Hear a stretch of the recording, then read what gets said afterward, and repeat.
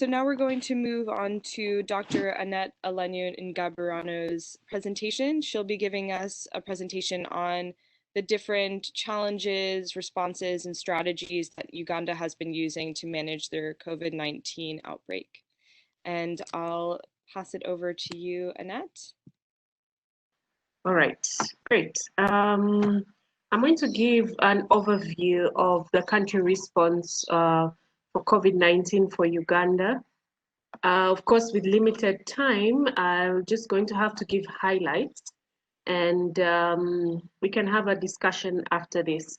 Like already said, I'll just reintroduce myself. My name is Annet Ngabirano. I'm a Ugandan emergency physician. And I'll briefly start with locating Uganda on the map, for anyone who is probably not aware geographically where Uganda is. We're in the eastern part of Africa. And just a few statistics about Uganda. We're about 241,000 kilometers squared country. That is 15% water, with an estimated population of 42 million. That's from 2018 statistics from the World Bank. So quite a number of people in a small place. And a population density is 157.1 per kilometer squared. And just yesterday, I think our neighbors Tanzania were elevated to middle income status apparently. So yeah, Uganda is still a low income country with plans. We do have some middle income status plans. And perhaps we'll have to work a lot on our infrastructure before we can be declared middle income. So one of which is our health infrastructure. Hospitals, we still have 5 beds per 100,000 people, and that's according to the Global Health Observatory. Doctors per 1,000 is 14, with nurses and midwives 1.64. Of course, if you look at the graph on the right, on my right, you can see an increase in the number of health professionals, doctors, nurses, and midwives per 1,000 over the past 10 years or so. But there is, at the same time, there's a graph that we don't see here, which is also population growth. And so much as we have a graph that shows increase, when it comes to the actual ratios, we are still struggling. So ICU bed availability, we've got an excellent team under the Ministry of Health, that is our critical care task force, that has essentially muscled a lot to getting us 27 ICU beds specific for COVID, and luckily we've not yet had to use any of them. So 27 adult beds and 8 kids beds currently present. Specific to COVID, we do have other non-COVID beds, and that comes to about 55 beds for the country. Not very exciting numbers, but if you consider where we came from pre-COVID, I think this is a good win for us in a short time. And the ministry plan at the moment is to operationalize 10 ICU beds at each regional referral hospital. Hopefully by December, Jan 2020, we should have that in place. The other infrastructure, of course, our EMS availability. We do have pockets of EMS activity, but as a country, and this is reflected across many African countries, we don't have a formal EMS structure. All right, so our COVID-19 statistics as of today morning is 902 cumulative cases, still with no deaths, and 847 have recovered. Active cases are 188, and as a country, we've done 196,841 tests. That's a picture of our COVID graph. I think it's pretty decent. There is no steep escalation of cases at all. It's been a bit of a gentle climb. Yes, it is climbing, but at the moment, it's probably as gentle as we can have it in Uganda. And it's not flat, but it's also not it's not as exponential. So it's you know, it's, to put it in simple words, it's so. So what has our country response been? So at a national level, a lot of our structure leans heavily on the WHO's structured multi-sector approach through the COVID preparedness and response plan. There's a very good document that WHO team develops that takes countries through developing a command and support structure, and cascading it down to different pillars or committees and what each one does. And for Uganda, that's really what we are following, and it's worked pretty well for us. And our current response plan stretches from March to September 2020, and we are in the process of already looking at beyond September, trying to already make some adjustments to our plan based on what we are experiencing in the current response plan. So the main objectives of the response is essentially to ensure we have a slow transmission, ideally to stop transmission if we can, and then provide optimized care for all COVID patients and minimize the impact of the epidemic on, the other essential services and the health system, social services, and economic activity. Our command and control structure cascades from the top management at the Ministry of Health, led by the Minister of Health, and it cascades all the way down through the regions, the districts, and to community level, which is the lowest you can get with the local councils. So I'll talk about the EMS sub-pillar. It took us a while to establish. Naturally, when we went in response mode as a country and with previous experiences of Ebola, EMS was not something, at the top of everyone's mind. Other sub-pillars were created, clinical care, there was infection prevention and control, the traditional ones, and EMS, it took a while for EMS to get on scene. And thankfully, we have an EMS department at the ministry that advocated for this. Interestingly, once we came on scene, our role has transitioned from not being at the thought of to being very critical to the response. And our objective as a sub-pillar is essentially to provide well-coordinated national emergency and referral process that ensures prompt care for COVID at the scene, during transport, and safe handle at referral facilities and initial CTU, which is a COVID treatment unit, and ED management for all suspects and confirmed cases of COVID. So the specific objectives of our sub-pillar, we teased out a number of objectives from our EMS national policy that is also still in final stages of development, because we wanted our EMS response to speak to our future EMS system and to ensure sustainability of whatever we achieve during COVID.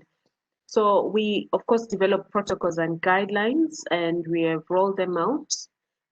We are continuously developing more SOPs and protocols and process tools and rolling them out as the pandemic evolves. Also looking at capacity building for both pre-hospital and in-hospital, specifically the emergency department and aspects of critical care and high dependency units, and establishing the status and carrying out activities to strengthen gaps in our national emergency care delivery. And we've done a number of assessments. Just 2 days ago, we were also doing an assessment to support our national surge. So a lot of what we're doing is, we've established where we are and trying to strengthen gaps.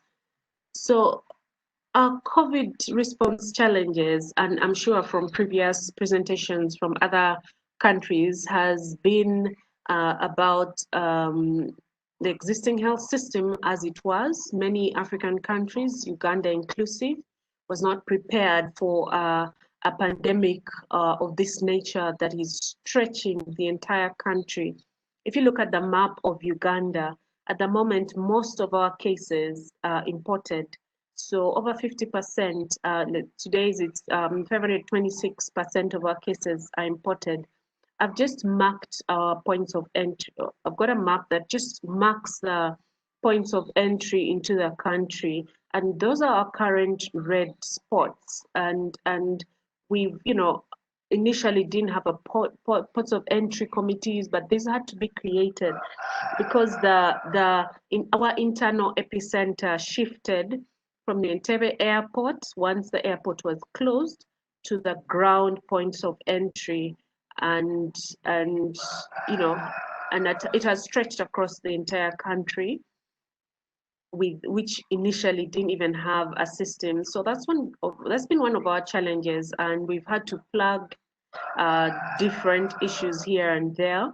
And of course, the eventual plan is to strengthen a proper system, which we are working on. The other thing, of course, has been the infodemic.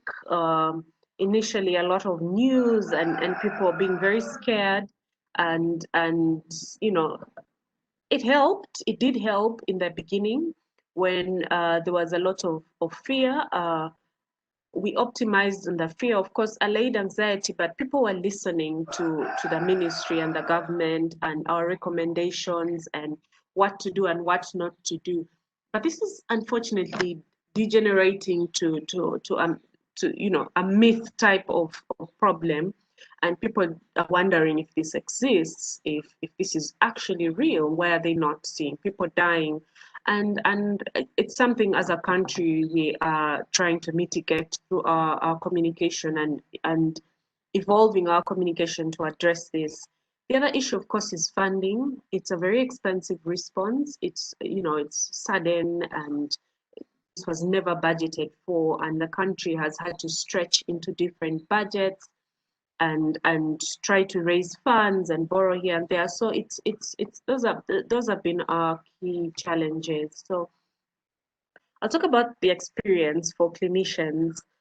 Personally, COVID came just as I started my maternity leave. I think 3 weeks before the first case, I had a baby 3 weeks before the first case was declared in Uganda. And I remember I'd been watching on news, and when it finally came to Uganda, I thought, well, I'm in my maternity leave, so I'm just going to watch from the sidelines. But within a few weeks, I was hands-on. I had to grab my laptop. We had to start working on policies and protocols. It was completely exhausting. And by the time I ended my maternity leave, I felt like I'd been working 6 months already. And so that transition, and now that I'm starting to get into scrubs and slowly ease back into work, it's very stressful. I'm already coming in extremely tired, and that has been my personal experience that is surprisingly not far from what colleagues who have not been on any sort of leave are experiencing. Of course, the initial fear for those at the front line: what are we dealing with? How contagious is it? Very unclear in the beginning. And of course, physical and mental stress. People are doing shifts, wearing PPEs that are extremely hot.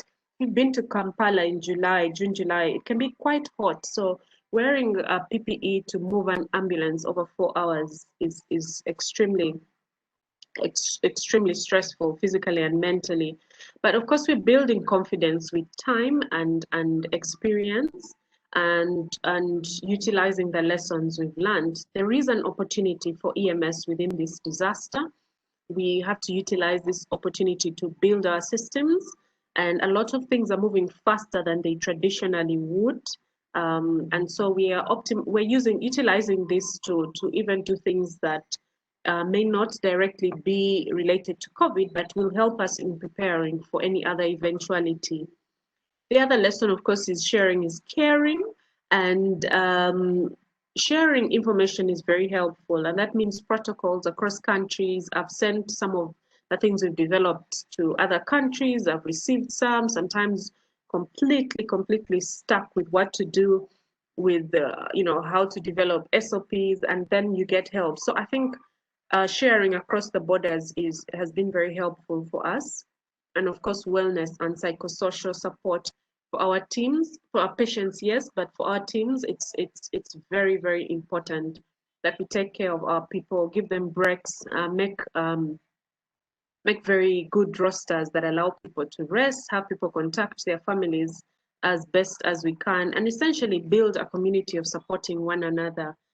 Just mention here that AFM we're trying to see how we can look at having an AFM country support type system developed. We did develop a WhatsApp group for this, and sorry, I'm digressing from Uganda, but AFM is, working on a country level support group, and hopefully it will kick off properly within this month to see how, as an organization, we can reach out better to our member countries and support them. So the anticipated situation, what does the future look like for Uganda? Of course, the models are changing, and what's happening in Africa is not explainable to many people in the world. I personally think it is. We've had a lot of experience, and most of our systems are built around public health and infection prevention, with all the infections we've had, Ebola, cholera, Marburg. We've had a lot of it in Uganda, and it was very easy for us actually to start our public health response because we'd done it before. Cases are still rising, a lot are imported, and current issues, we're running out of space in our regional referral hospitals, and we're trying to mitigate this through different ways. We have a task force that is looking at non-traditional isolation facilities. We also, our guidelines are evolving every day as the internal epicenter shifts from, communities now at the borders. We had to develop SOPs for borders, for foreigners.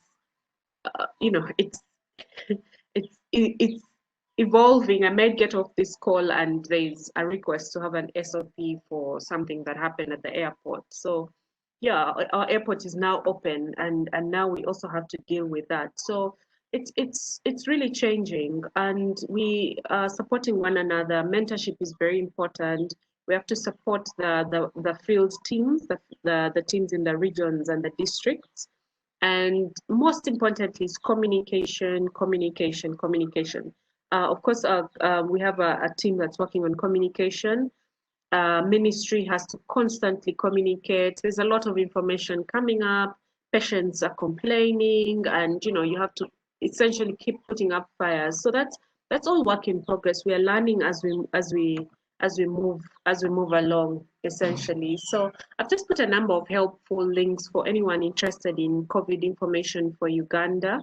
That's our government link, and also Worldometer, which I think most people have been using for information related to COVID. I think that concludes my presentation, and thank you very much for listening. Thank you so much, Annet, for that comprehensive presentation, and I'll work on getting those links into the chat just now. Thank you again to everyone who attended this webinar, and thank you so much to our speakers, Dr. Ngabirano and Dr. Kraus, for providing such important information about palliative care and then about Uganda's pandemic response and how we can use that response to adapt to our own settings and our own contexts. We will be having our webinar every Thursday, so please reach out to your networks and let them know that we have them on Thursdays at 2 p.m. South African Standard Time or Central African Time.